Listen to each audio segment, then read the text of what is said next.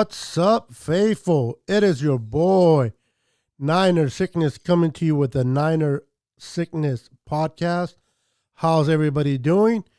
It is Monday night, and we're going to talk 49er football. We're going to discuss what took place between the Niners and the Arizona Cardinals. We're going to show you who the real house belongs to. Did it belong to the Cardinals? Does it belong to us? Great game. We're going to talk about a lot of things tonight. I am looking forward and having some fun with you guys. But before I do that, let me bring in my brother from another mother himself, Florida Mike. Let me bring him in. Give me 1 second, guys. What's up, Florida Mike? How you doing, sir? What's going on, my brother Beto? How's it going? Doing great. Everybody coming in. Junior, Javier Rios, Junior. I'm sorry, Javier, Tom, David Hernandez. Welcome to the show. We are going live only on YouTube tonight because I ran some tests. Hopefully, Ecan behaves with me tonight. I ran some tests, Mike, and we should be fine.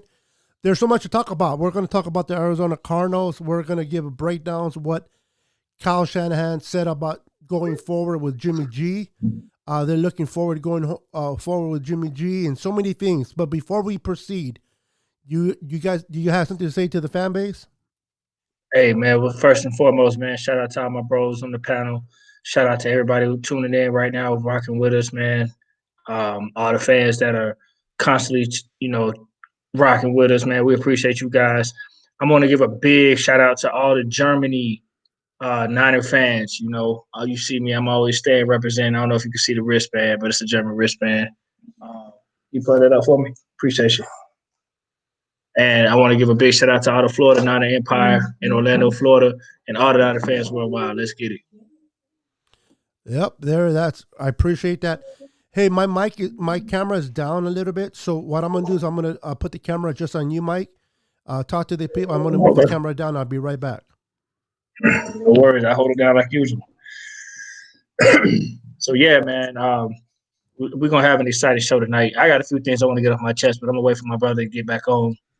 But I want to say big shout out to the 49ers for pulling out that W against the division opponent in the Cardinals.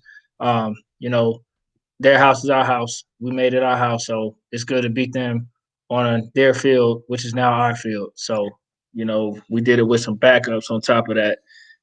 Big shout out to CJ Beathard for coming in and stepping up and doing what he does best, filling in and playing good that particular game. So hopefully he can keep that going next week as well. So glad to see CJ Beathard. My heart goes out to him. I know he lost his brother. His brother was unfortunately murdered.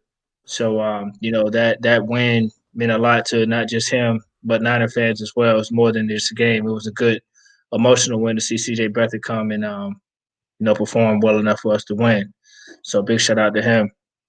So yeah, I'm going into the comments for a little bit before I get to talking and going on my rant because I do got some things I want to say tonight to address. What's the stuff that's going on in the air tonight, Phil Collins style.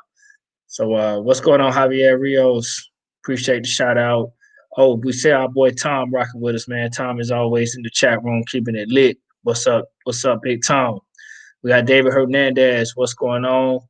We got see who else we got in here. We got a few people scrolling in. So uh, I see Javier said he missed the interview about Jimmy G, what happened and what was said. I'm gonna let Beto touch on that because I'm not sure about that interview myself. I like to hear that too.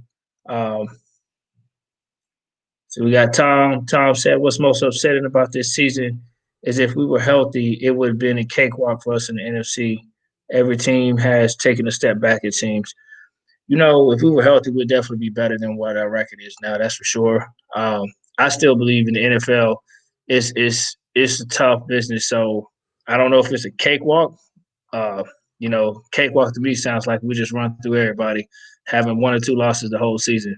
That's my definition of cakewalk. But maybe I'm taking that a little too much. Maybe cakewalk means we just be the dominant force, and I agree. We will be the number one team, that's for sure. But That's part of the game. Injuries, it sucks. We just happen to have more than everybody else. So, um, Beto, when you're ready to speak, you let me know. Javier Rios had a question about the interview with Jimmy Garoppolo from what you were talking about, and wanted to elaborate and expand on what was said. When you get a moment. Absolutely. I'd be more than happy to do that. What's up, guys? I just wanted to adjust my camera. So, there's been a lot of speculations that uh, Kyle Shanahan wanted to move on from Jimmy G in the offseason and, bringing in Josh Rosen. Is he going to be the future quarterback? Blah, blah, blah. The Niners are going to draft. Why did the Niners win on Saturday against the Cardinals? Don't they realize that they moved themselves further down the draft line, and were they possibly going to draft a quarterback? Listen, Kyle Shanahan was asked about Jimmy, and this is what he replied. I believe Jimmy is going to be our quarterback next year, Shanahan said. Garoppolo's future came into question after the quarterback was sidelined in injury for the majority of the Niners' up spring season. Despite the quarterback's injury woes, Shanahan trusts that when healthy, Garoppolo is the best. Let me rephrase it. When healthy, Garoppolo is the best option for the San Francisco 49ers going forward. He is the best option going forward. So by Kyle Shanahan saying that, there is no quarterback on the roster that can compete with Jimmy. It's all about Jimmy staying healthy. So that's something that Kyle Shanahan wanted to put to rest, and hopefully you guys understand that Jimmy, whether you like him or not, whether you think he's the answer or not, is he the type of quarterback that, honestly, that Shanahan can open up the playbook with? Probably not. But is he the best option on winning? Yes. I mean, he has done nothing but win for us. What is his record winning, and what are the records of Beathard and Mullins? So I wanted to share that, Mike, and to the viewers that listen, Jimmy G will be back. And going forward at this point, before the draft, he is the best option that San Francisco has. So hopefully we can put that to rest. I'm going to share some other stuff as well as the show goes forward, but I wanted to share that with you guys on the press of Kyle Shanahan. What's your thoughts on that, Mike? Well, yeah, I mean, the season's not over, so apparently Jim Garoppolo is our best option going forward right now at this point, and probably for the foreseeable near future. I mean, if anyone wants another quarterback, you tell me who's out there in the market better than Jimmy Garoppolo, and who's in the draft at the position we're drafting at, which might be outside of top 10. I'm not sure exactly where, but if we're outside of the top 10 or right there near the top 10, what quarterback is better at the position we're drafting? The number seeded draft position out of college would be better than Garoppolo. You tell me. I'm all ears. So if you got a kid that's in college that's like right outside the top 10, wherever we're picking, possibly, that's better than Garoppolo, be my guest. If you got a quarterback that's in the league now that's available that won't mortgage our future, be my guest. I've heard people float around Dak Prescott. He'll get franchise tag. Yep. So, I mean, you can cancel that. So, like I said, I'm waiting. And the thing about that, to elaborate on that, whether Dak Prescott gets franchise or not, he is not part of the Niners roster. He is not part of the Niners going forward as of now. So Jimmy is our quarterback. When the offseason starts, and if it develops that we do talk to the Cowboys and we do talk to Dak, and if Dak comes into play, that will be a discussion that we can we can talk about on this show going forward. But until then, Jimmy Garoppolo is the best option that San Francisco has. And I'm okay with rolling. He knows the system. He's not the savior, but he's a person that can definitely manage the game and get us wins. And that's what we're looking for. We have a great team. We have a a Super Bowl caliber team, and Garoppolo will give us the best chance on winning and getting back to the promised land. And on the offseason, like I said, if things start opening up about Dak, we'll talk about that further on in our shows. But of now, Jimmy Garoppolo is our quarterback, and I am 100% content with that. Absolutely, man. I got a few things I want to get off my chest when the show permits. It's time for that. Go ahead, bro. Go for it. So I'm gonna get right into it. There are a lot of people who are upset that we won the game, saying that we should have lost so we can move up in the draft and get a better quarterback or a player in a position that they value. Well, I'm gonna ask you guys this: last time we had a top 5 pick, who did we pick it on? How did that turn out? That's So a very good question. it's not about what you pick. New England, as much as I hate that team, and I know Boston Hater does, has picked at the bottom of the barrel in the last 20 years pretty often, and they seem not to have a problem with winning Super Bowls. Whereas the Cleveland Clowns have picked like number one or in the top 5 pretty often and have yet to do anything with it. So tanking makes no sense, whatsoever.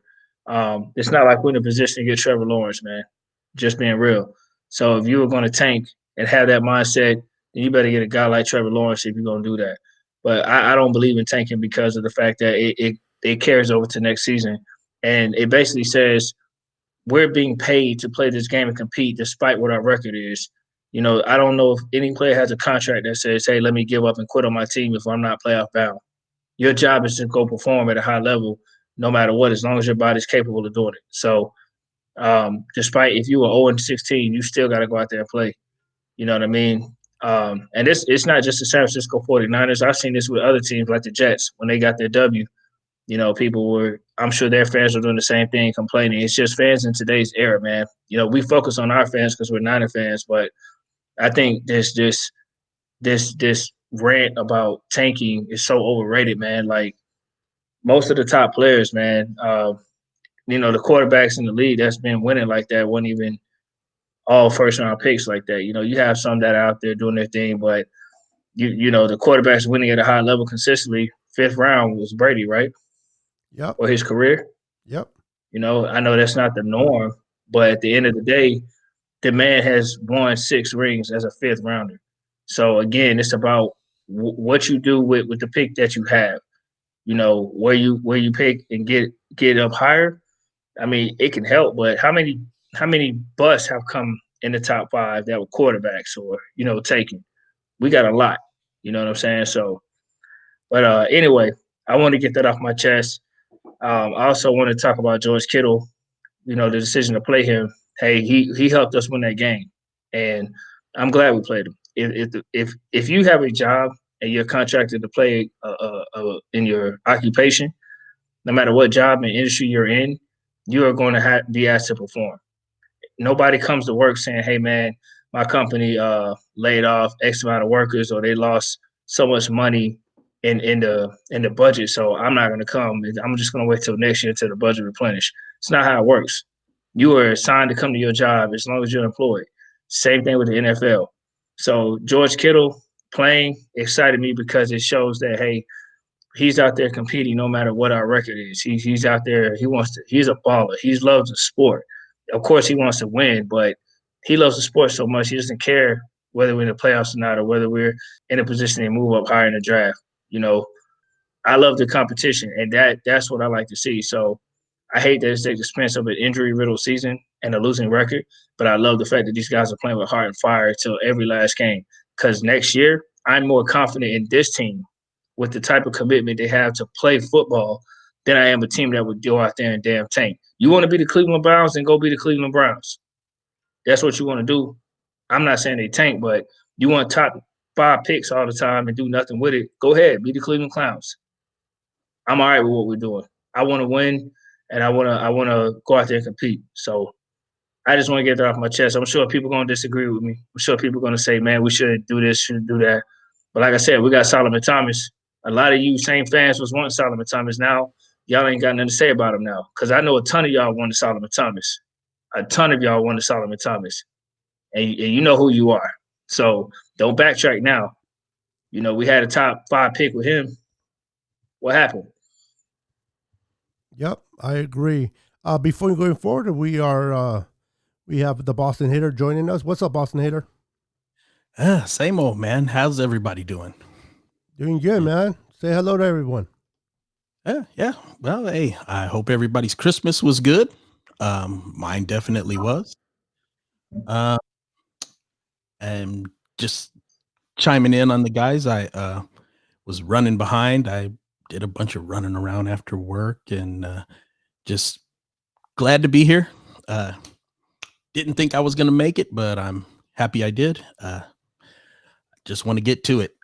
Welcome, everybody. Right on. Well, we're glad to have you. We're missing E-Man. He is working tonight, so he is in the comments doing his best. So we are full crew, 3 on the camera and 1 on the comments. So I just want to appreciate you guys popping in, man. So yeah, man. So there's a lot of things to talk about tonight. The win over the Cardinals, and I agree with a lot of things that most of everything Mike has said tonight. I know a lot of fans were upset for winning the game on Saturday because of where we would be draft night and where we are now. Listen, I don't know about you guys, but whenever you play a divisional game, you want to win. You want to win every game, but you definitely want to win the divisional games.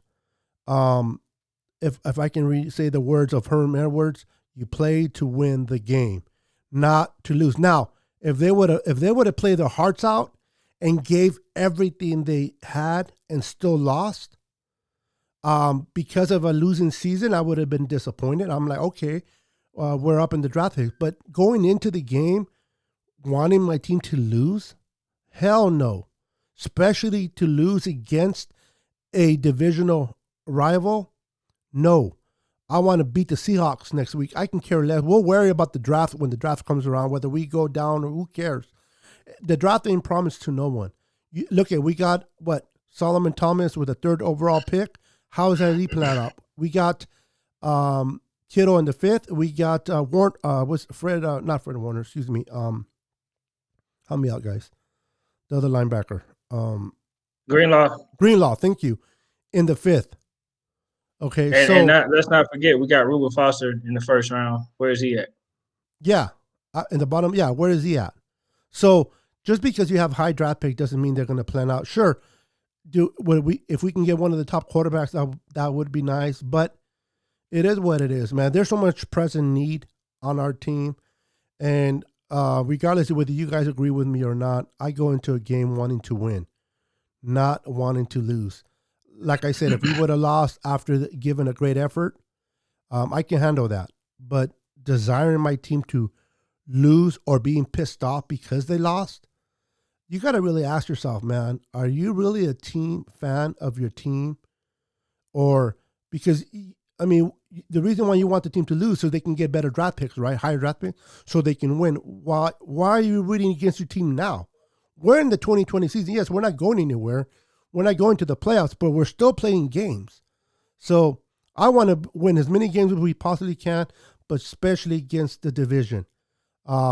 Especially when they play Boston, right, Boston Hater? Always. Everybody wins when they play Boston. I don't know if Boston's losing tonight or not. Are they? Hopefully. Yeah, I don't. Who cares? It's Boston. No, they need to lose. Oh, they okay. Got you. But like Roberto said, and he's reaffirming to what Mike said. Reuben Foster was a bust. Sure. I think he's a bust with the Washington team. I don't think he's even playing good over there. Really played? I haven't seen him at all this year. Yeah, I mean, you haven't heard him in the news. I guess but then again, that's a plus. We haven't heard him here, but doesn't mean he's not doing crap in the local news in Washington. So we'd probably know because you know what? You're right.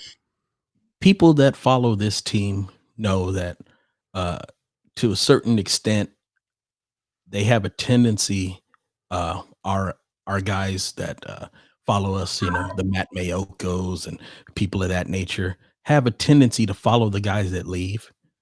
So, True. They would have covered it's, on them. yeah, they would have mentioned something if he was tore up. So who knows? I know that that's what I'm talking about. 38-9. Buffalo's giving them the business. So, Yeah, Don. There goes Don. mhm. And good news, Don is able to pop up with her questions. So congratulations, Don. She's being finally seen. She's on YouTube, following us on YouTube, and she's finally being seen on YouTube. Congratulations, Dawn. Okay. I don't know. She wasn't seen on YouTube. I used to see her on YouTube. No, her comments. She will be seen, but her comments. See how her comments are brought up right now? They couldn't be brought up before. They wouldn't pop up on Ecamm.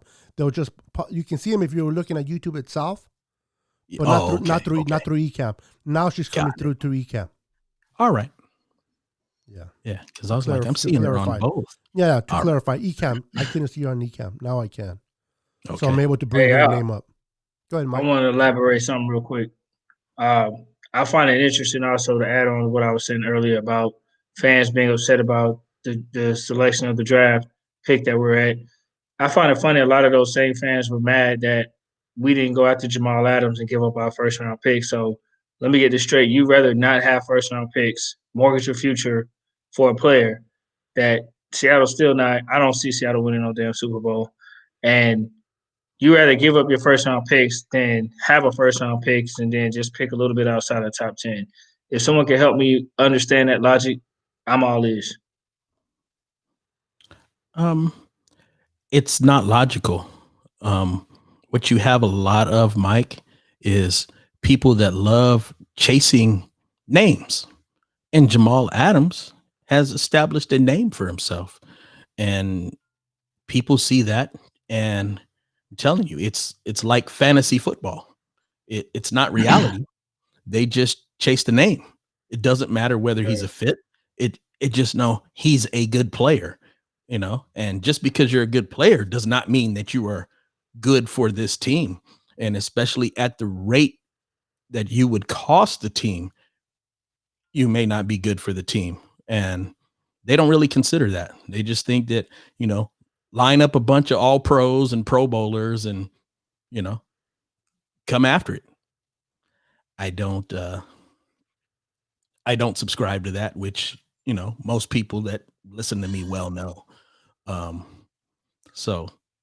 it doesn't make sense. It's not logical. There's a lot of people that go after things and they just look at names and, sometimes they look at names and numbers, and that's how they draw their conclusions, which are not accurate. That's not really football acumen. Yeah, exactly. So, I know Seattle's going to be affected by that in the future, no matter what they're doing right now this year. And people will see it. I mean, when you give up that draft capital like that, you have nothing to build on. You have, the Rams even took a hit for some time. And the only reason they're in where they're at right now is because of a down San Francisco 49ers. I truly believe that had we been healthy, none of these teams, in my humble opinion, would be doing, being first place in the division.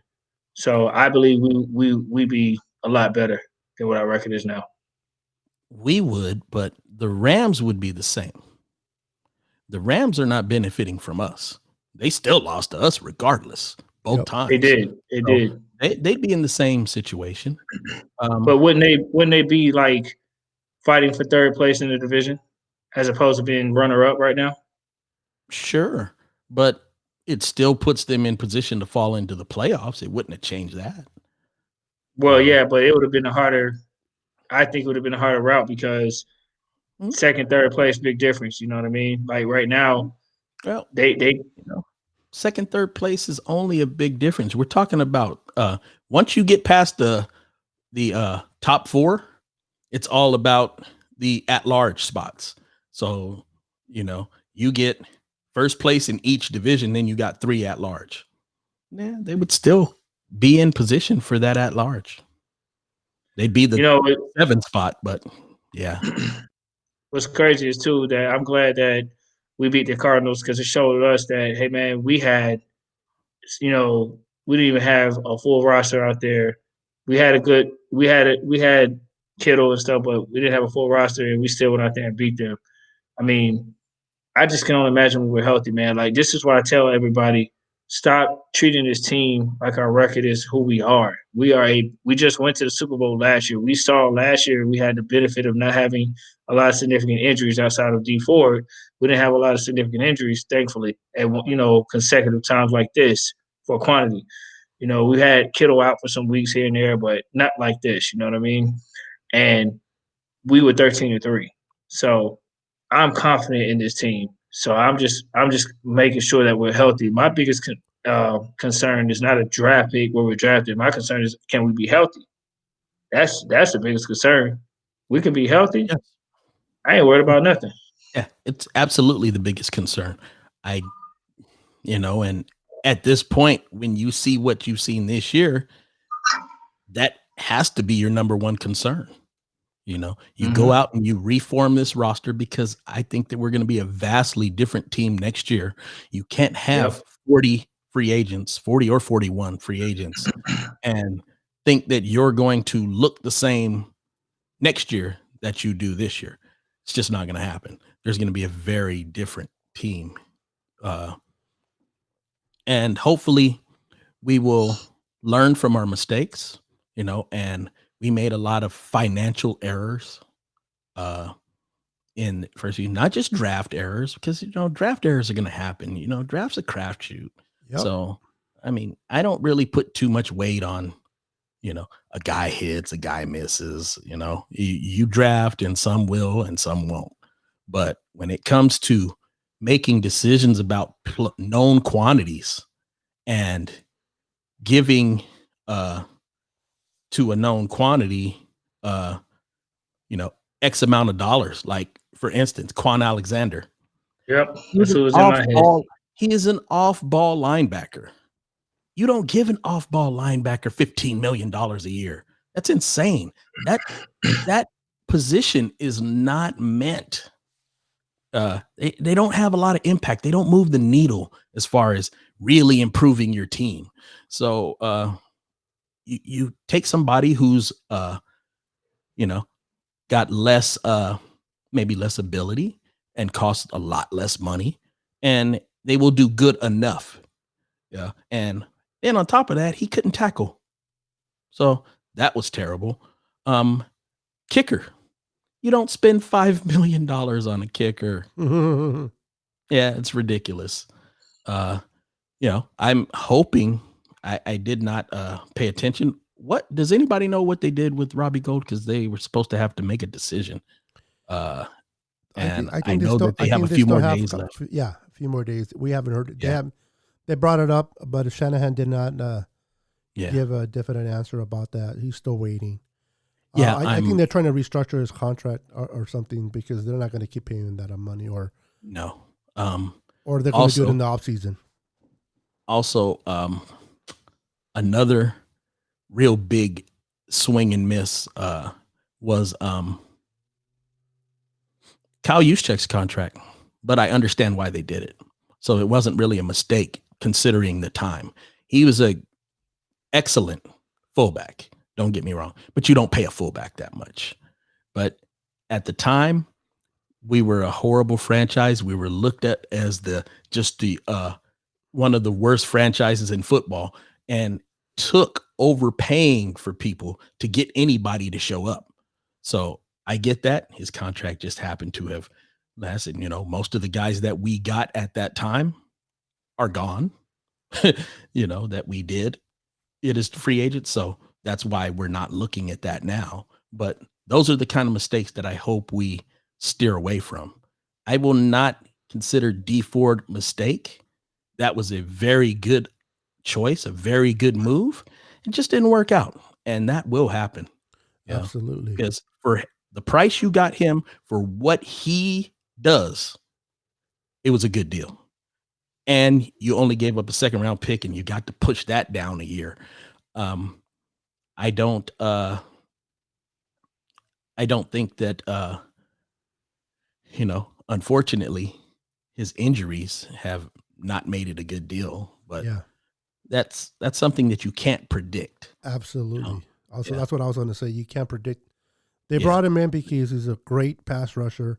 His Mhm. ability to pass And rush the and quarterback. when pass rushers were coming in at 20 plus $1 million a year, and you get him for Yep. under that, as a matter of fact, significantly under that, yeah, you do it.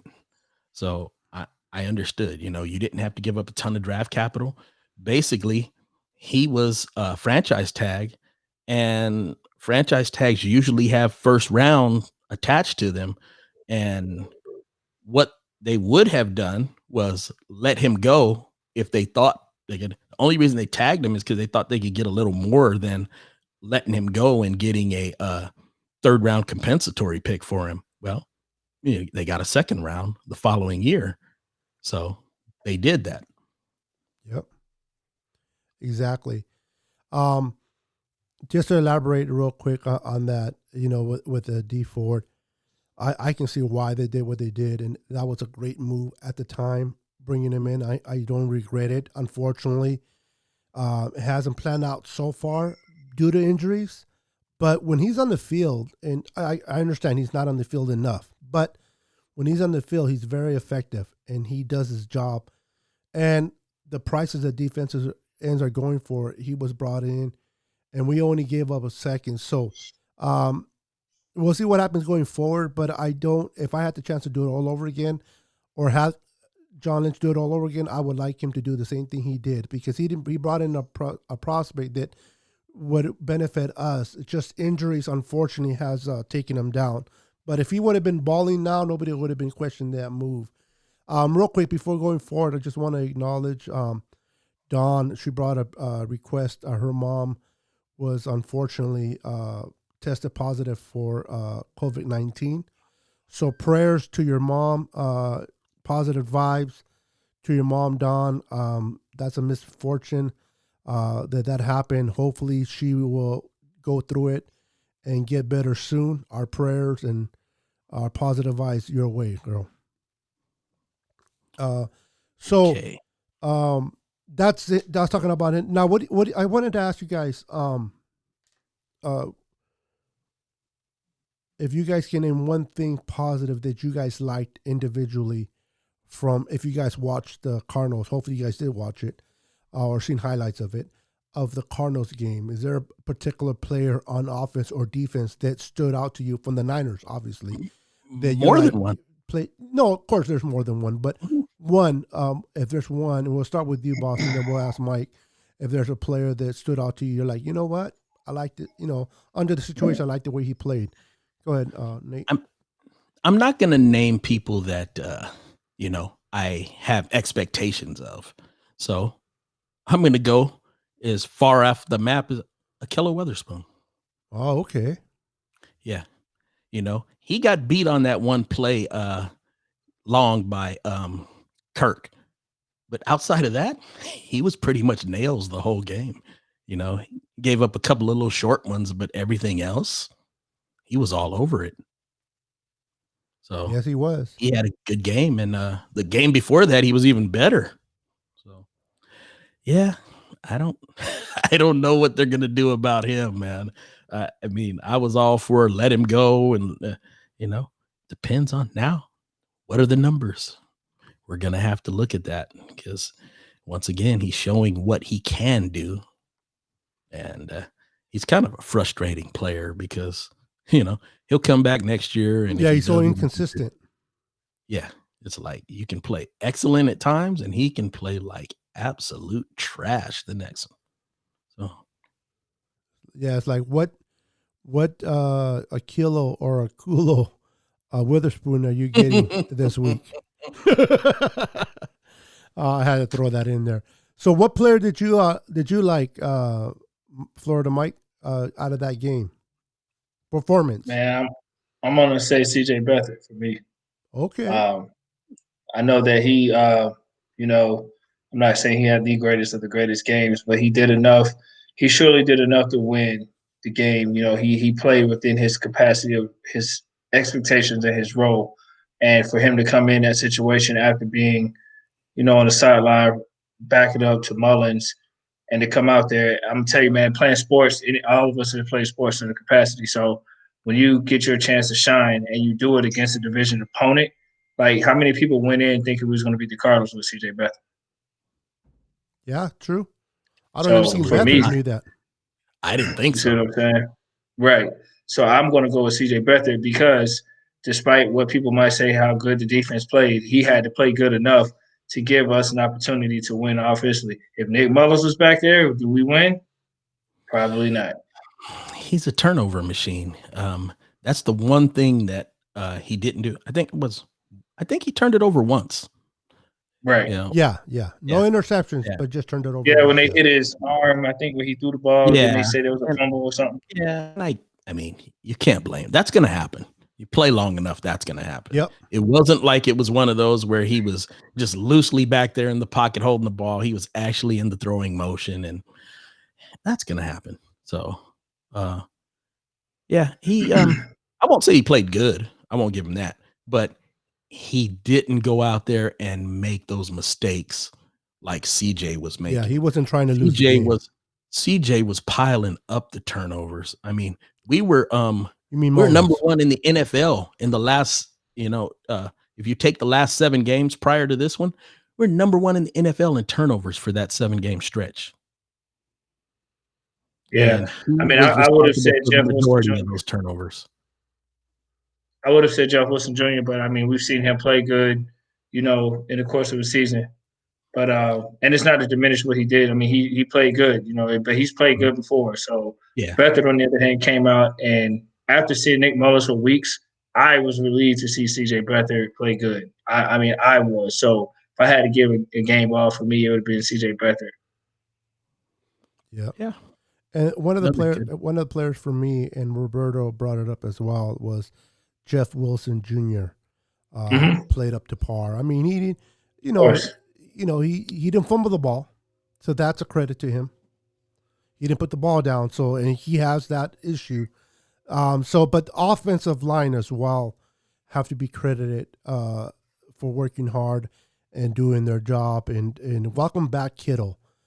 George Kittle, for a lot of the Niner fans that, I just want to bring up this topic real quick, that were upset that George Kittle was played. Like, a lot of people question Kyle Shanahan. Like, we have authority to question him anyway. He's the head coach, not us. But they question him, why would he bring Kittle into a game that is meaningless?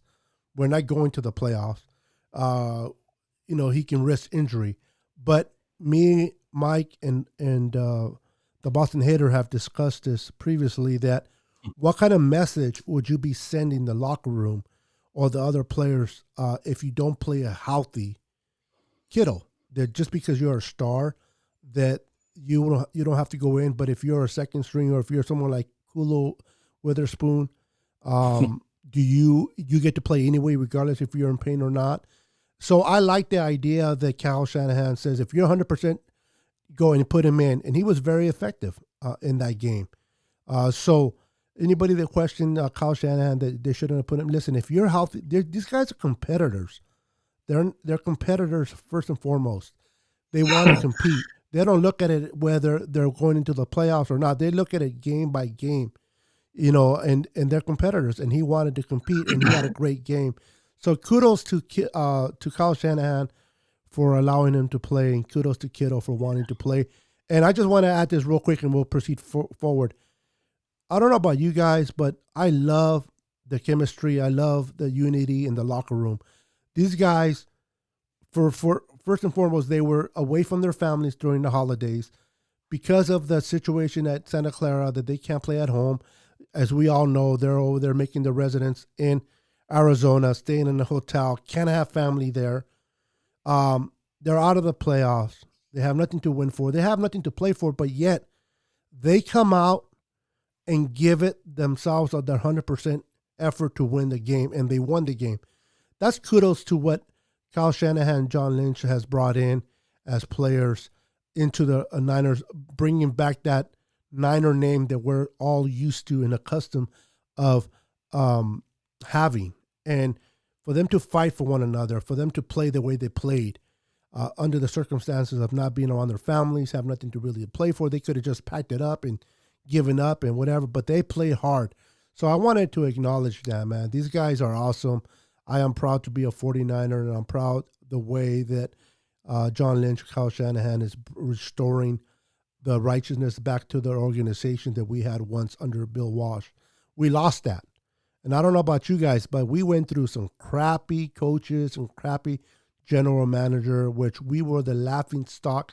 And to Boston haters' point, not to bounce around, but about Juice being overpaid, that was because nobody wanted to play for the San Francisco organization. We were a laughing stock of the NFL, so they had to make some adjustments like that. But now we have players that want to play, and so that's just appreciation of what John Lynch and Kyle Shanahan have done to this organization and restoring back to the kind of organization that the Niners have always known to be, a class act organization that doesn't tolerate players like receivers that wanted to be brought in the past and mess up the locker room. So I'm glad what they're doing, and I appreciate what they're doing.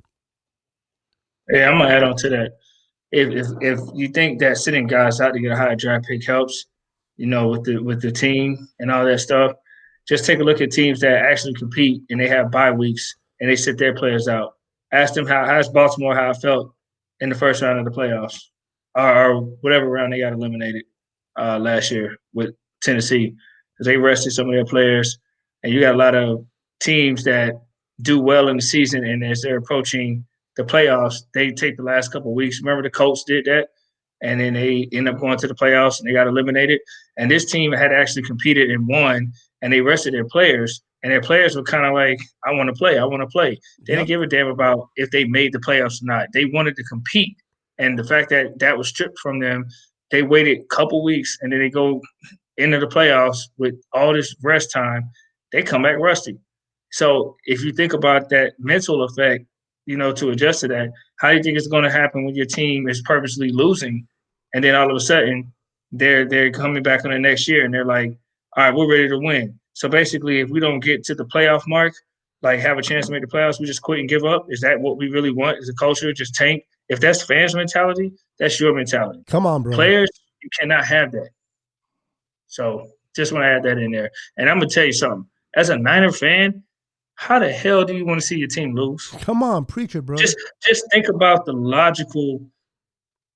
Just think of how can you defend rooting against your team because you value drafting higher? It ain't like you number one.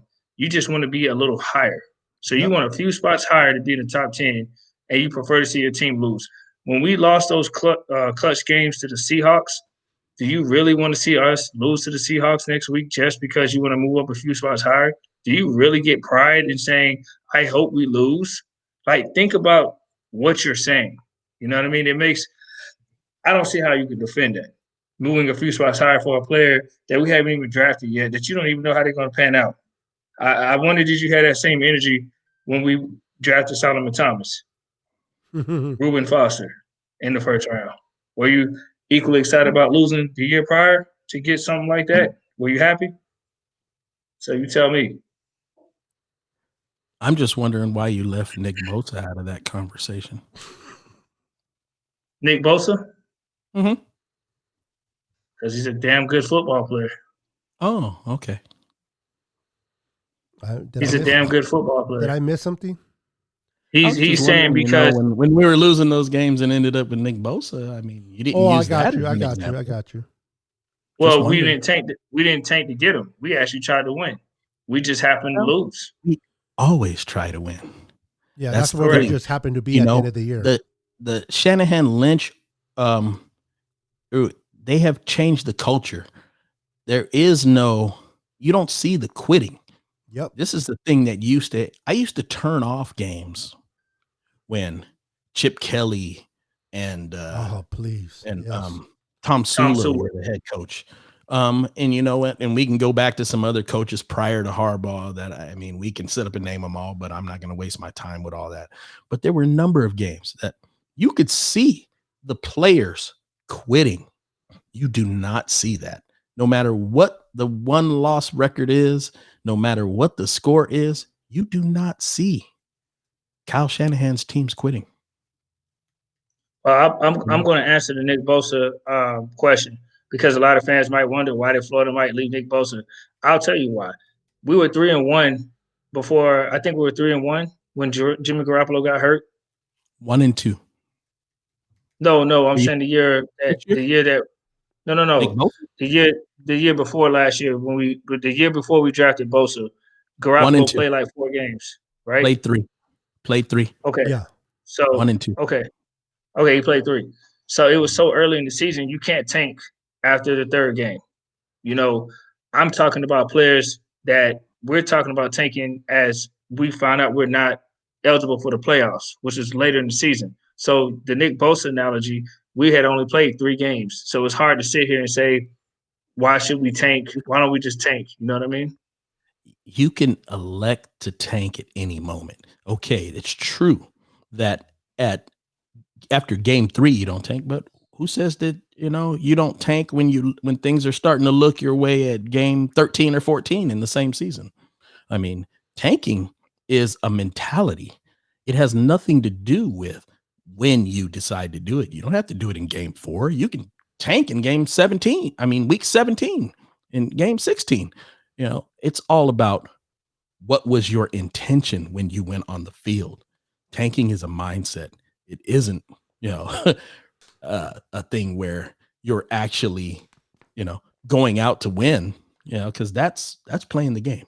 That's doing what you're supposed to do. And yeah, like I said, under Kyle, I've never seen that. I've never seen them give up. Well, like I said, I mean, I don't know. You correct me if I'm mistaken. I don't know any team that after the third game, if they lose a critical player, that they just say, "All right, we give up." I mean, Garoppolo was out, but we still had, we still competed in games. We still had opportunities to win games. I mean, there were some games in there we could have won. We just didn't pull it out. We had some close games that we still competed in. We just didn't pull it out. So we still had a chance to win without Garoppolo. So I mean, I'm only speaking on our team. I'm not speaking on other teams or what the tanking mentality. I'm speaking about our team and Oh, we our don't do that. team. We don't do that.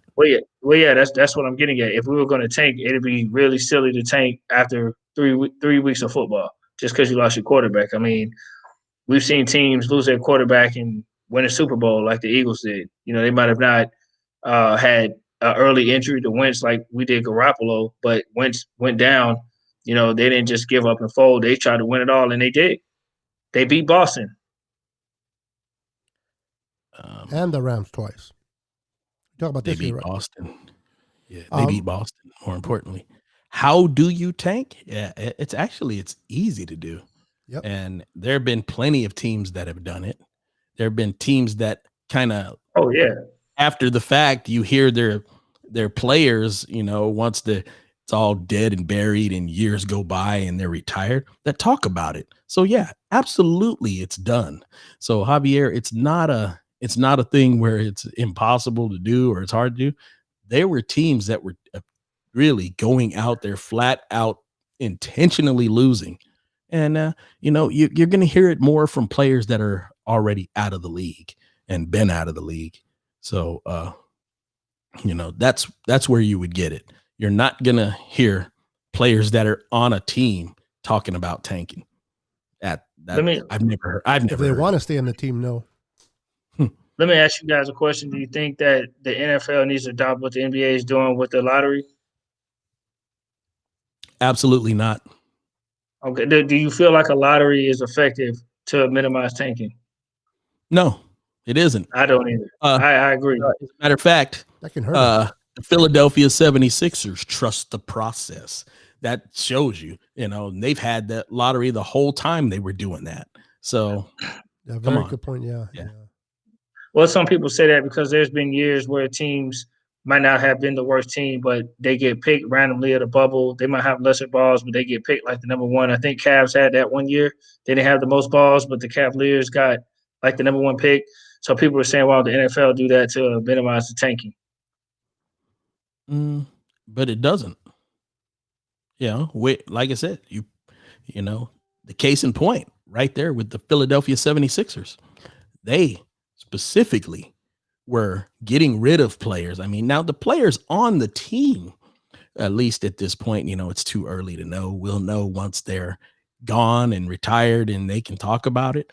But right as of now, what they were doing was they were getting rid of all their talent and they were playing with a bunch of scrubs and losing a bunch of games. So, when you lose 60 games, yeah, you're going to be somewhere up there, losing 58 to 60 games in a season. And they did that for a few years straight. And you got this clown of a GM talking about trust the process. I mean, and they ended up with a pretty good team. It wasn't good enough, but they ended up with a pretty good team as a result of all that nonsense. So, and I just don't get why somebody would. I mean, I don't want to be part of something where a team is intentionally losing. If I was on that team, I'd be having a fit. They would be wanting to run me out of there because I'm not okay with, all right, you're running all the talent away. We can't compete. It's not that we don't want to compete. We can't compete. Every time we get somebody that's, that can give us the opportunity to compete, you're trading them off. Oh my God. Yeah. That got to be frustrating for the players on the team. Yeah, absolutely. But I agree with you guys. I don't see no tanking part of the Niners. I don't think Kyle Shanahan would allow that to take place. But I do love that how they play for one another. I understand other teams out there do the same, but I haven't seen a type of a locker room that I've seen with the Niners, and it shows in their week by week, especially with a season of injuries, a season of COVID, and everything that has taken place. You got players that are playing, they're giving their all, and want to win. So I'm glad they won. I'm glad they beat the Cardinals. I'm glad they won a divisional game. I'm looking forward on beating the Seahawks. But on that note, Trent Williams and Brandon Ayuk have been ruled out for that game, and we'll break more of it on Friday's show. But they have been ruled out, so we will be playing without them.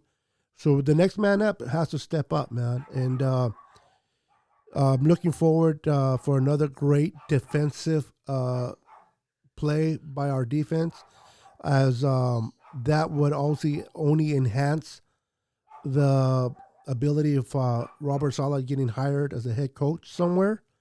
So that, and he deserves it. Listen, I like Robert Saleh, and I wish he would come back, but he deserves to be a head coach. He's done a lot for this defense, and some of you like him, some of you don't, but I want him to succeed. Every coach that plays, the coaches in a division, positional part wants to be a head coach. I mean, that's like the top of your list, and he has the opportunity to accomplish that. So I wish him well. I hope he goes to the right place. A lot of people are saying he's going to go back to Detroit, where he's from. We'll see. I think a good place for him will be the Jaguars, hopefully. But now that they have the chance to get Trevor Lawrence over there, we'll see what happens. But whatever you do, don't go to the what's the bat? What's the other team? The Jets. Yeah, don't go to the Jets. That's a bad organization, man. But we do get a 3 for Robert Saleh this draft 2021, and we get a 3 next year. So keep that in mind. We get that back for Robert Saleh. He goes on and becomes a head coach, does fulfills his dream, and we get 2 3s. And also keep in mind, for those that are not or don't know, the trade with Kwan Alexander, Quan Alexander. Quan, thank you. Quan, I'm always butchering that. Quan Alexander. A lot of you guys are still wondering, do we get that 5th round this year? Do we get it next year? Well, he met everything he had to do for us to get it, and we got the 5th round this year, even though he got hurt, and I feel bad for him getting hurt. He's out for the season. But us in return get a 5th round. We dumped that heavy contract that was on him. Thank you, New Orleans. And we get a 5th round. So I wish him well, getting healthy, but we do have a 5th. for that. So we're definitely looking promise going forward, man. So I want to beat the Seahawks. It's going to be tough. The Seahawks, I think, they're trying to compete with the Packers, or did the Packers already seal the number one spot? No, they have not. As Okay, a so matter they're of fact, So New Orleans and them are there competing, are right? there are a lot of scenarios where there are 3 teams still biting for that number 1 spot. Seattle, New Orleans, and Green Bay. Yeah, so they're going to play tough, and like I said, whether we win or lose, if we win, I'm happy. If we lose, as long as we give a great effort, I won't be disappointed. At this point of the season, for me, it's a win-win. But I always want my team to win, regardless, especially against the Seahawks, and especially against a divisional team. So I'm looking forward to that game. I wanted to just real quick, before we proceed, as we're coming close to our hour, I wanted just to highlight the Week 16 Pro Football Focus player grades that these players got. So I wanted to acknowledge 94.1 was given to Trent Williams, a 93.4 was given to Fred Warner, a 91.1 given to George Kittle. Welcome back, George Kittle.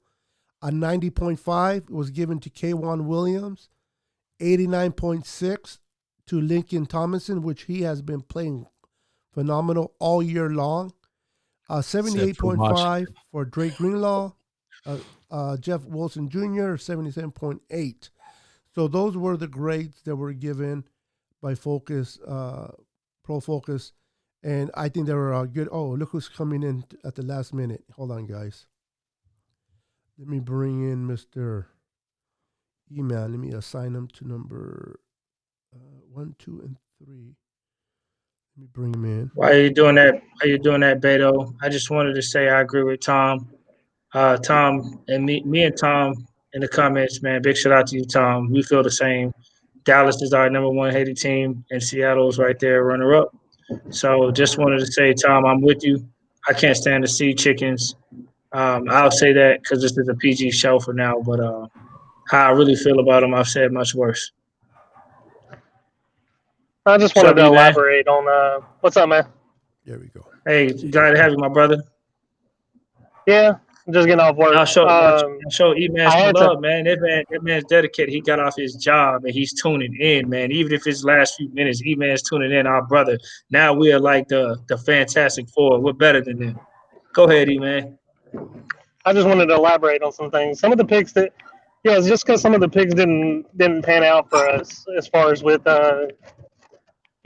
Solomon Thomas, Reuben Foster, uh, just some of those players. Reuben Foster was actually a highly coveted player coming out of college. He did things at a very great level coming out of college, but you don't know what kind of player you're getting just because you draft him because he did great in college. Sometimes things just don't pan out for players in the NFL, and his lack of maturity, his play wasn't. It didn't translate on the field. He was supposed to be that sideline linebacker that we wanted, and now we have that player. But at the time, we didn't have it. So if we didn't mess up and draft Reuben Foster, I don't know if we have the players like the late round Warner, the late round Greenlaw. Um, it definitely was a gamble that we took, and at the time, it was considered a steal where it was because of his raw ability and his talent coming out of college.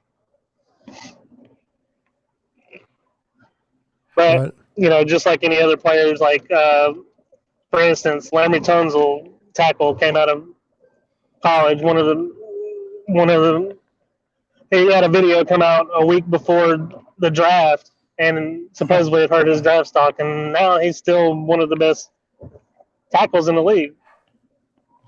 Sometimes you have to take a chance on a player, is what I'm saying, and we did that. Did it pan out? No, it didn't. But just a part of being a franchise is taking chances. Yeah, absolutely. I mean, I think I agree with that. You know, it's definitely a 50-50 shot. My whole thing is elaborating on the draft was just more acknowledging.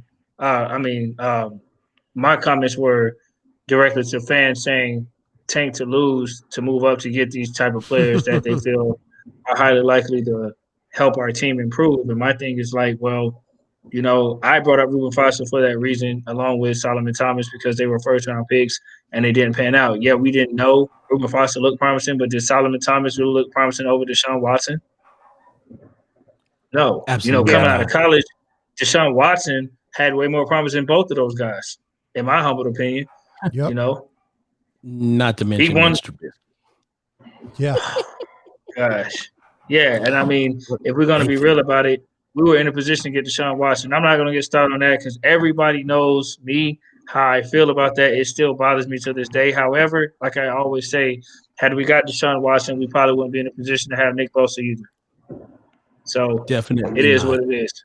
Yep. Yeah, it goes both ways. We got to look at the big picture. We probably wouldn't have Fred Warner.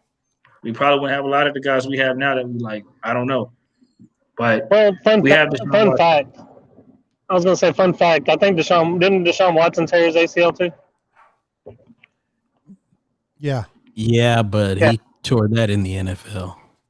Yeah. I think second And season.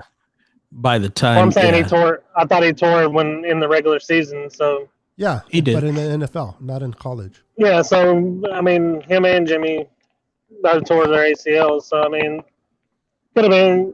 Who knows where we could have been? But I think it would have changed our draft needs definitely. But Yeah, I mean, Yeah. the thing is, had we had Deshaun Watson, we wouldn't have been in need for a quarterback. We would have never given up a second round pick. We would have had, you know, we would have moved differently, you know, despite the injury that they suffered. And I think, I don't know, I think Kyle Shanahan uses Deshaun Watson differently too. Maybe open up the playbook more. If Definitely. we even had, if we get Kyle Shanahan with Deshaun, because who knows? Had we had Deshaun back then, maybe would have. I don't know. When we got Jimmy, we already had Kyle. When Deshaun Watson was drafted, we already had Kyle. Yeah, we had already drafted him. We had already signed Kyle, and then the first draft was the draft with Deshaun Watson. So we would have already had Kyle. So yes, we would have absolutely had Kyle. Got it. Yeah. So that would have been great to have Kyle Shanahan and Deshaun Watson. Can you imagine that? Yep. yeah. Yeah. But I'm gonna get off that, man. I gotta let it go. It was actually I his had rookie year that he got hurt. It was 2017. I had personal reasons why I wanted Deshaun Watson too, man. My panel knows why, you know, but I had personal reasons why I wanted Deshaun Watson, man. I damn, bro. I had his jersey on deck, like on speed dial. And when we got Solomon Thomas, I was like, oh man. Of course. He's a Clemson Tiger, of Oh course. man, I ain't gonna lie, I was hurt. No, I ain't got nothing to do with no damn Clemson. Yeah, it does. Come ain't got on. nothing to do Deep with down no inside, bro. You know you love Clemson. Nah, man, look here. You know, Matter of fact, next show I'm wearing my Florida State. I'm wearing my FSU. As a matter, there was other players in that draft that I had as picking besides him, but it wasn't the quarterback that you guys were talking about. I think it was more or less a DB that I had in mind at the time, but that's because Jimmy Ward was staying hurt. This was before we signed Richard Sherman. So one of the picks that I had coveted was like Marshawn Lattimore. Yeah, he's playing. There was a lot of good DBs in that draft. I think they had Marlon Humphrey. Yeah. I was disgusted at the fact that we didn't take Deshaun Watson. Yeah, me too. And we needed a quarterback. Definitely desperately. We went into the season with nobody. and every regime wants their own quarterback, don't they? I was surprised that Kyle Shanahan didn't bring it. I think that could have been a battle between him and John Lynch at the time coming in. I don't know, but every regime wants to bring their own quarterback in, I would think. Can we clear the rumors? I want to know. I mean, I don't know if you guys know. Can anybody make it official? Why the hell we didn't draft a championship-winning quarterback who was the best player in college at that time, in my humble opinion?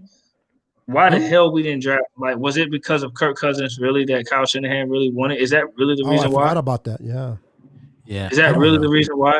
I don't know, but I would I want argue to know. whether he was the best player in college football because he was going to stick around till that second pick at least because everybody was all over Myles Garrett. So, Yep. yeah, and Myles Garrett went first and it wasn't even much of a thought. So, I mean, I would say he's definitely was in the top 2. But Who as far picked the ball us that year? The Bears. We traded with the Bears. no, Yeah, so Cleveland. the Cleveland Cleveland was the Browns, number right? 1 pick. Number 1, yeah. And we switched with the Bears. And the thing is, killing as sad as it is, we could have switched with the Bears and still took Deshaun Watson. Yeah, I didn't yeah, because they took Trubisky, yeah. Because they I don't took know what the hell Trubisky. they were- Yeah. I don't know what the hell they were thinking. But Who was Cleveland's quarterback at that time? Shoot, the guy they have now. No. He I think he went over to he came from the Chargers. I forgot his name. He keeps Wait a or minute. maybe he's with the Chargers now.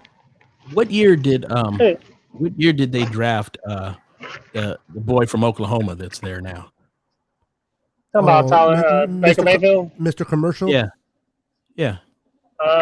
2 years ago. Thought he was in 17. That's 17. No, it wasn't 17. Absolutely not. Wasn't it 16? I don't know.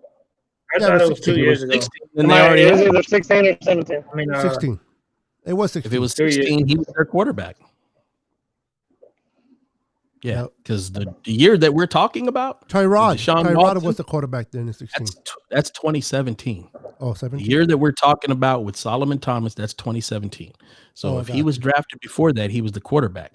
It makes sense that they would draft a defensive lineman when they have a quarterback like Deshaun Watson in there.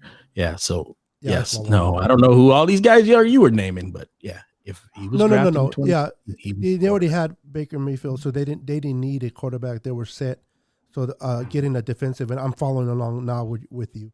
Everybody knew he was going to take a defensive player, but at number 2, we needed a quarterback. Yes, we had brought in what's his name that we got rid of. He's back with the Patriots. He was not a long-term solution. Obviously, we needed a quarterback. He won multiple championships with Clemson, and when they traded up, I'm like, oh man, there goes. And then when they took Trubisky, I'm like, personally myself, I'm like, wow, we got a draft pick, and we can still take Deshaun. And me being a Clemson Tiger fan, that's who I wanted as well. And when they took Solomon, I was like, I don't really know too much, a little bit about Solomon out of Stanford. I knew quite a bit. Yeah, I mean, I think that was just a John Lynch comfortable pick because he knew him. My problem was I knew that basically he was the same type player that Eric Armstead was, just not as good. He was in a defensive end on rundowns, and his best pass rush stuff was from the interior. But you already have Eric Armstead, so why would you get a carbon copy of another player that basically you're drafting a first-round backup? Yep. That's the way I felt. So I was upset about that choice. Especially when you needed a quarterback. Why would you take another defensive lineman when you already have Eric Armstead over a quarterback that you needed? I don't know. And not just the defensive lineman, that particular type of defensive lineman. Yeah. I mean, I know that was a very, very narrow edge class. Basically, it was just Myles Garrett, and everybody else was a major drop off after that. So it didn't make sense to take an end. But there were so many other players you could have chose. Yep. And I mean, even when people talk about Jamal Adams, you know how much of a slap in the face it would have been to go over and get Jamal Adams after you could have drafted him and had him there. And you're going to go and give up 2 number 1s to get him a few years later? Heck no. That's insane. Valid point. Yeah, I mean, I was just thinking Deshaun was top only because he won a championship, and I felt like if Cleveland needed a quarterback, would they have gone quarterback first, or would they have stuck with Myles Garrett? That's what I was thinking. But it's a toss-up anyway. Myles Garrett definitely was a hot commodity. But at the end of the day, I'm with you, bro, Nate. I am pissed to this day that we do not have Deshaun Watson from that draft. I'm Me still too. pissed. And I don't normally get pissed about draft picks because I understand that it's a crapshoot. I understand, but there's this particular one. It was like I don't understand why would you draft another D lineman when you already got some from the previous rounds, first picks, and you don't have a franchise. This is your franchise quarterback. It's not like Deshaun Watson is like what people want to tank for Trevor Lawrence this year. Well, we're in a position to acquire Yep. the Trevor Lawrence of that year, and we didn't do it. It You, just made I absolutely think zero sense to me. I think the mindset there is because I think Armstead was battling some Even so, yeah. you still have closer. uh, you have two Time first to round in, pay divorce to. I think he's breaking up.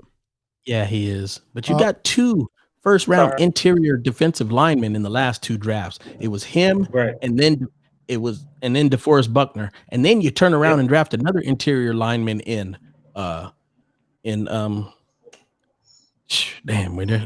Thomas. That's Solomon 3 Thomas, years in a row you Yeah. draft an interior lineman. Now, not to say that that's unprecedented by us because we have done something similar to that before. As a matter of fact, for those of us that know our history, Ted Washington and then Dana Stubblefield, and then they took a year off and they turned around and they Brian drafted Young. Bryant Young. Yep. Brian Young.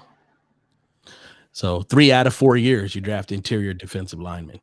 Yeah. Even I know we got Bosa at a later time, but to prove a point, even if the caliber of Nick Bosa or even Myles Garrett would have been there at 3, I still would have wanted Watson to be taken because when you establish, to me personally, you establish your team and your identity behind a franchise quarterback, and then you build around that. Sure. Well, of any player on the field in football that can move the needle and hide deficiencies of your team, whether it's offensive line, maybe your defense is kind of suspect in some way, shape, or form, and a top tier quarterback, a very good quarterback can hide a whole lot of that. Russell Wilson is living proof of that. That team is not very good outside of him. I would love to see the Seahawks play a season where Russell Wilson was out. I don't want him to get hurt, mind you, but I hear just you, love but to your I'd point, love to see that group play. And you think that the Niners had it rough?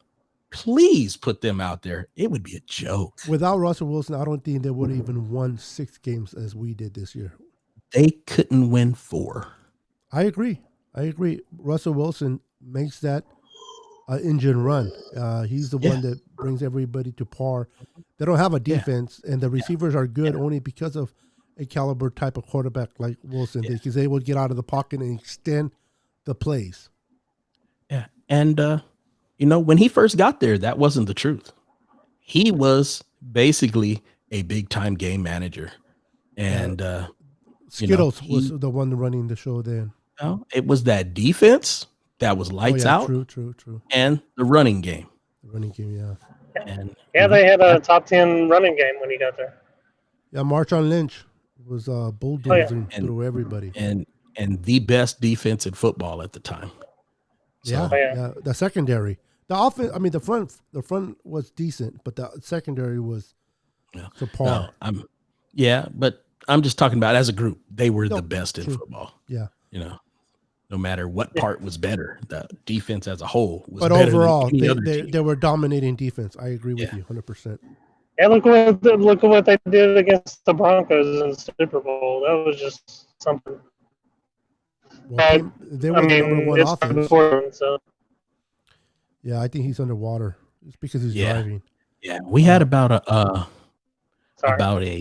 they had about a 4 or 5 year run where that defense was just lights out. Oh, Seattle, yeah. Yeah. Oh, yeah. I forgot they even had a nickname for themselves. Yeah, the secondary was called the Legion of Boom. The Legion of Boom. The Legion of Bloom. Yeah, they were good.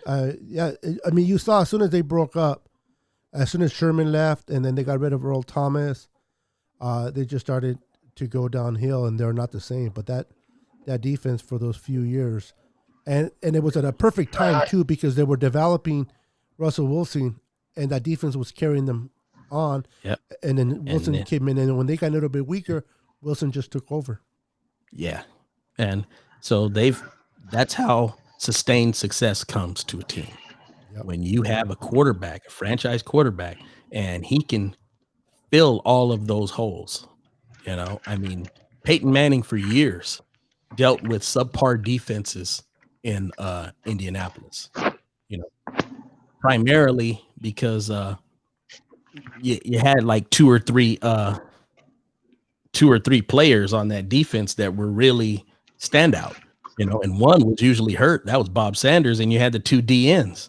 So what they would do is Peyton would go out there and get some points, and those DNs would pin their ears back, and that's how they won a lot of games. Yeah, get the lead and force teams to pass. Yeah, look at who they had: Robert Mathis and Dwight Freeney. Yep.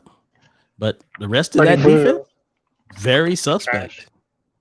Yeah. So, you know, Tom Brady been through countless ups and downs on that Boston team over there, where he started kind of like Russ, game manager. Once he took his steps forward, they had bad defenses, and he was carrying the load. And then they went to where they had good defenses, and you know, he had no supporting cast on the offense, and he was kind of just keeping the ship going with very mediocre talent. You know, there's a lot to be said about a franchise quarterback. Yeah, I can only imagine the possibilities of Deshaun Watson with Debo and Brandon Ayuk and Kittle. Oh yeah, yeah, man. sick. Yeah, and the defense that we have. Oh my goodness. Yeah, think about it too much. It burns me up. Yeah, hey guys, we approached an hour, so we're going to be calling it a night. You guys want to have some closing arguments before we call it a night? I got an argument. Do we win the Super Bowl had we had Deshaun Watson? Last year? No doubt. But here's the thing. It's hard to really say it like that because there's a lot of components to that team that wouldn't have been there. Yeah. But if we could just remove Jimmy and replace him with Deshaun, hell yeah. And I'm not trying to put Jimmy down in that. It's just that Deshaun is better than Jimmy. And Deshaun he is. Can do things that Jimmy couldn't even dream about doing. So it would have gave us a lot of things where we could have opened it up, and we would have really gave Kansas City's defense some grief that we weren't able to give them. It's not a knock against Jimmy. Absolutely. It's just pointing out that Deshaun is just a better quarterback than Jimmy. And in some of those plays where Jimmy couldn't get out of, I think Deshaun would have, and he would have extended plays, and therefore would have given a little bit more nightmares to that defense. And we would have, I mean, it's hard to say, but the way we went into that game, we would have won it easily with Deshaun, man. But those are just what is, unfortunately. We are where we're at today, and it's nice to dream, and it's nice to kind of reminisce of what could have, should have, would have been. But the reality is we are with Jimmy, which is not a bad quarterback, just not the caliber of Deshaun. So if you ask me, would I rather have Deshaun? Absolutely. Am I disappointed in having Jimmy? I am not. Yeah, I mean, I've never fretted in my history of watching NFL. I've never really had much to say about who we didn't get, you know, because I understand, like I said, it's a crapshoot. But this one, I think I took it a little personal because, like I said, I have a connection, as the panel knows, and I was really looking forward to that connection becoming a reality for me. It would have been a dream come true because it was like, this could really happen. You know what I mean? And knowing the blessed relationship and the access and closeness I have to meeting Deshaun Watson and knowing him personally, it would have, you know, getting to meet him one time and talk to him before, it would have made my day. You know what I mean? I'm literally one person away from talking to him on a routine basis. So it would have made my day, but it is what it is. So I am going to hold that for the rest of my life. I'm sorry. I wanted Deshaun Watson in the Niners uniform. and rightfully so, man. I think nobody. Deshaun Not because Watson- he's a Clemson Tiger, though. No, Let me no, I know. disclose that. No, I know. I I think I'm that messing with right you, bro. now, Deshaun know. Watson would like Deshaun Watson in a 49er uniform. The way that they've just dismantled that team he's on. Yeah. Hey, let me say this for the fans who think I'm crazy. I'm gonna say this, and I'll leave it at that because the panel knows what I know. I have real good knowledge that he wanted to come to San Francisco, and I'm gonna leave it at that. Put it like that.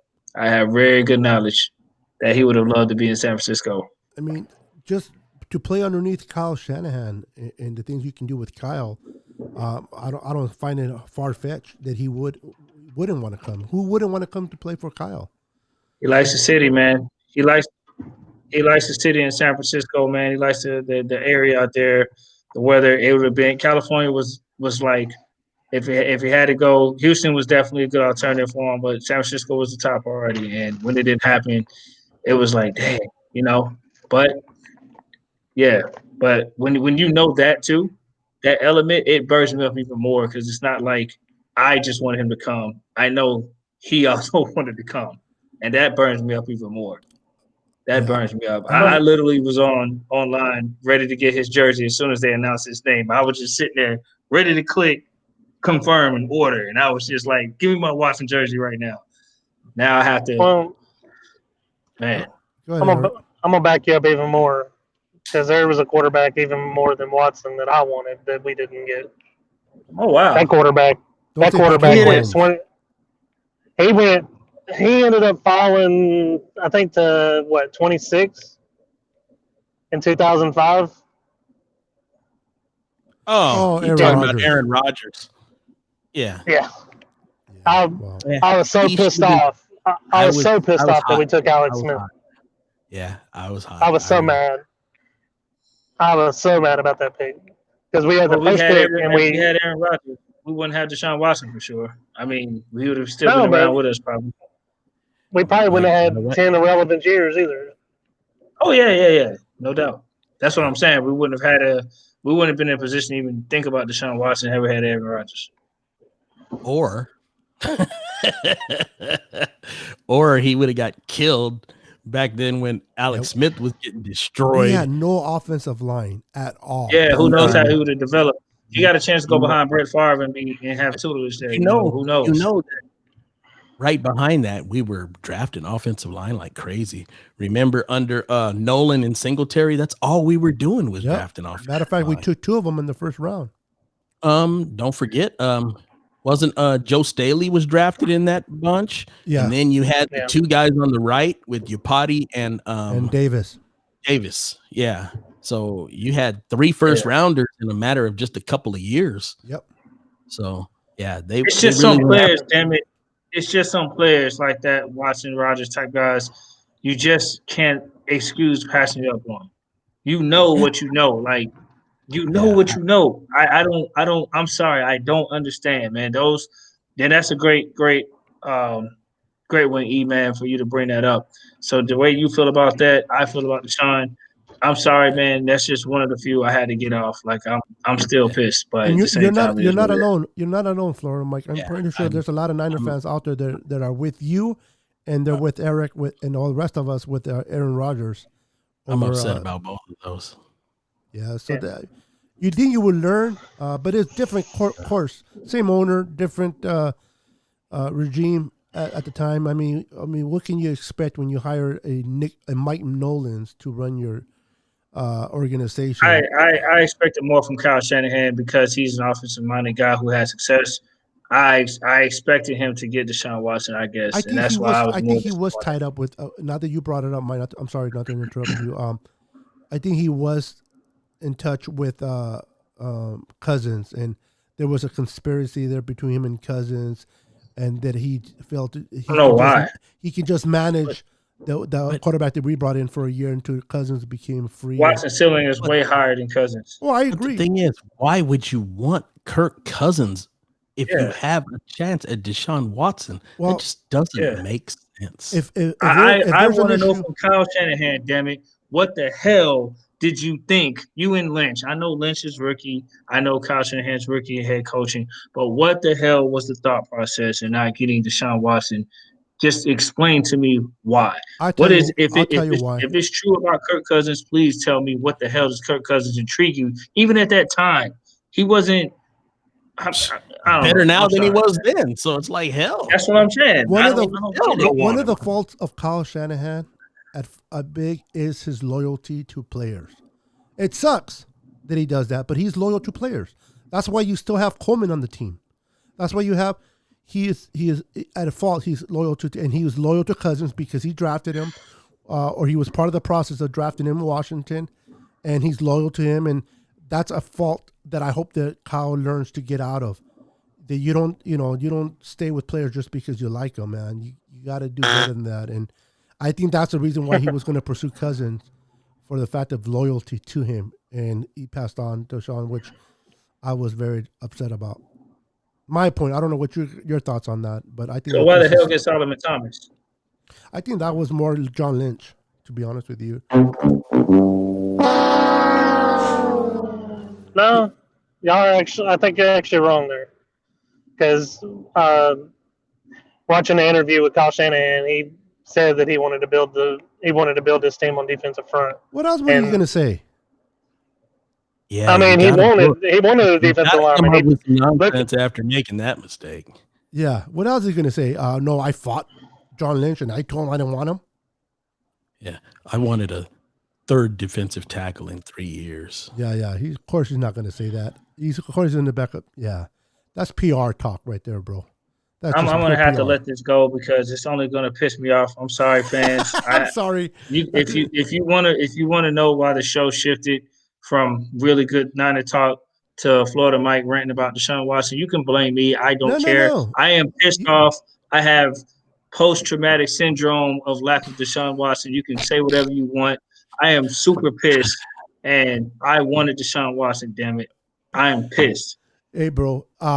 I think bringing up that conversation this whole show has been great.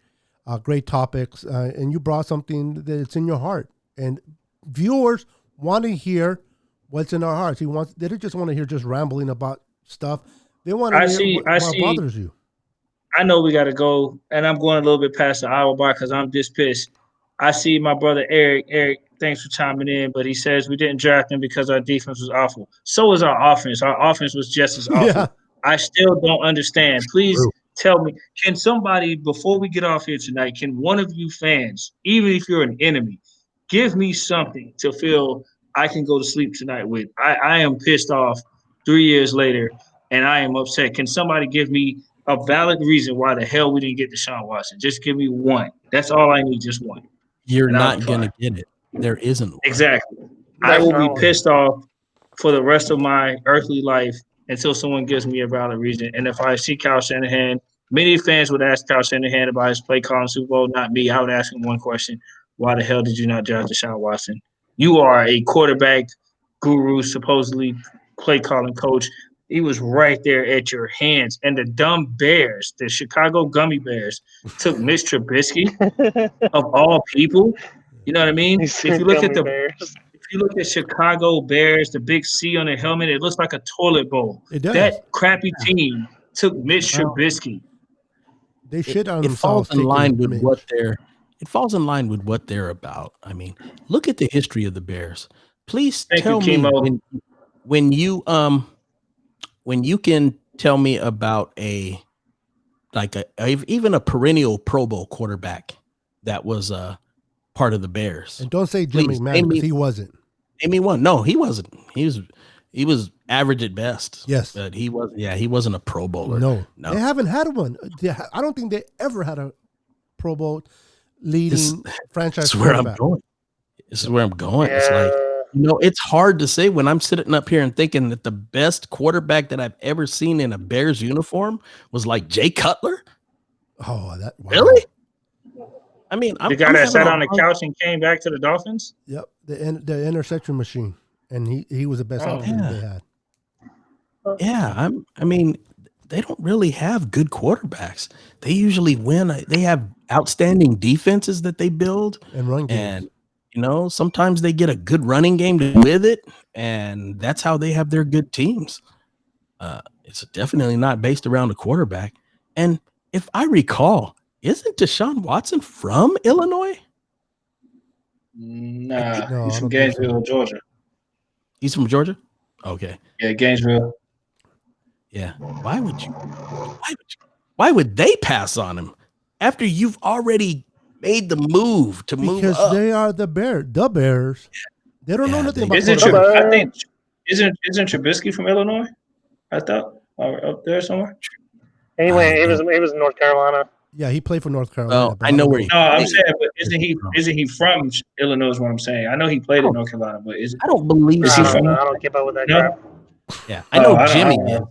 Jimmy is. Well, Yeah, Jimmy. Chicago's the Bears are dumb. Like I said, if your helmet has a big C and it looks like a toilet bowl, what can you expect from them? You know what I mean? That's just what they are. The gummy bears. Well, they Look at crap their on helmets. Look at the themselves, C. And quarterbacks. look at the toilet bowl and look at the C on their helmet. It's the same thing, bro. They're a toilet crappy team. That's what they are.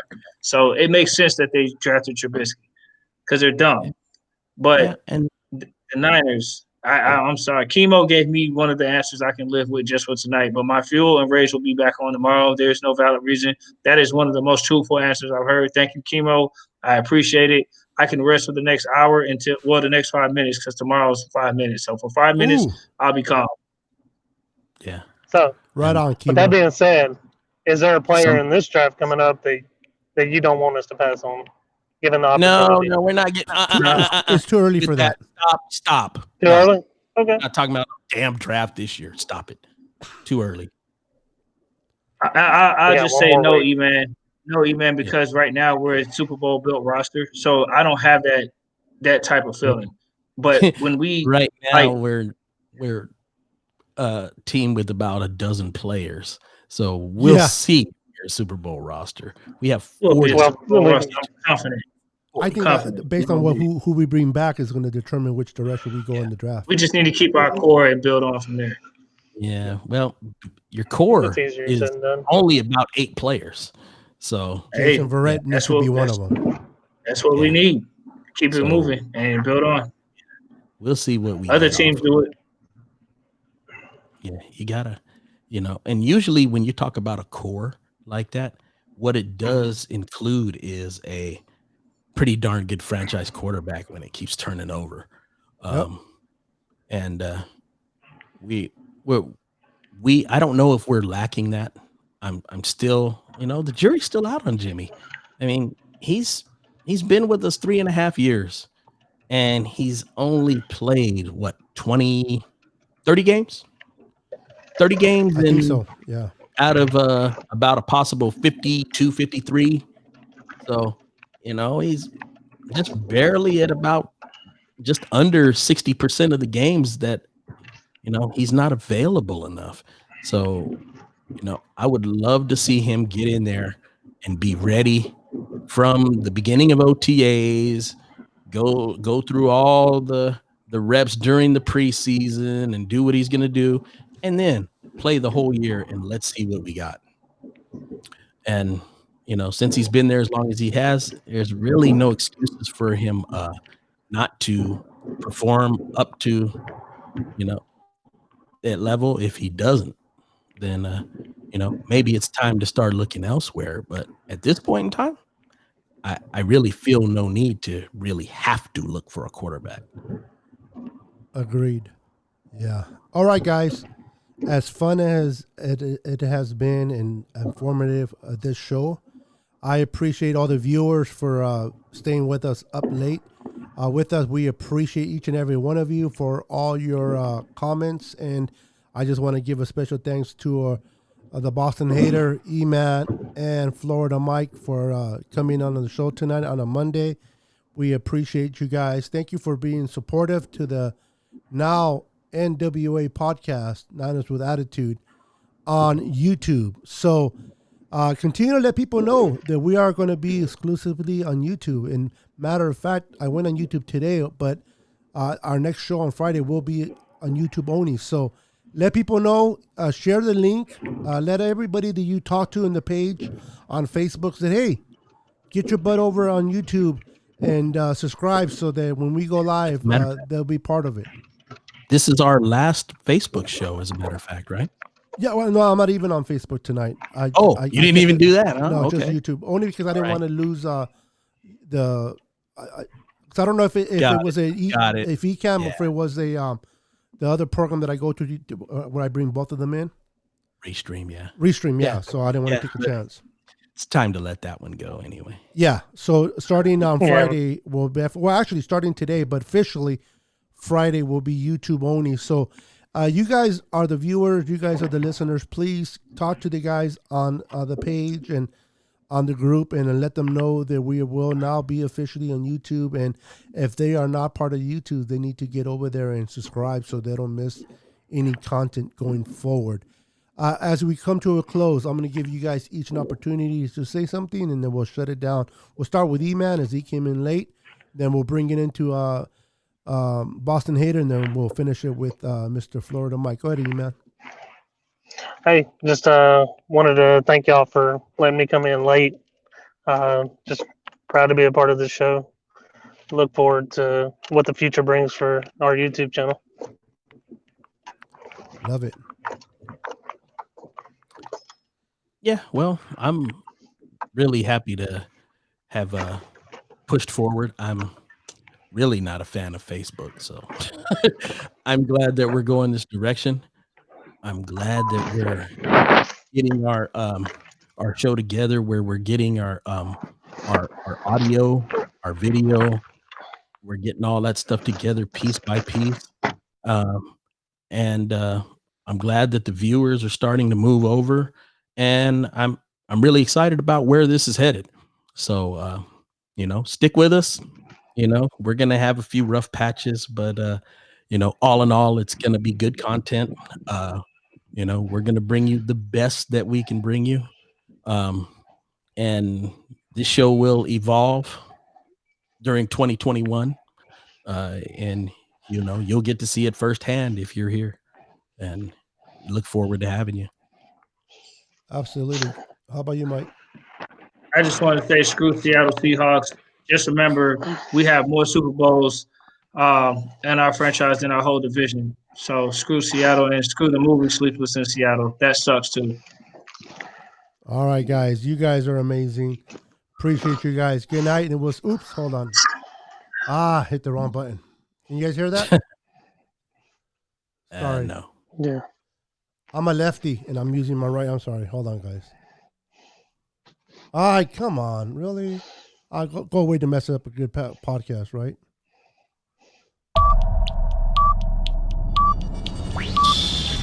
Ten.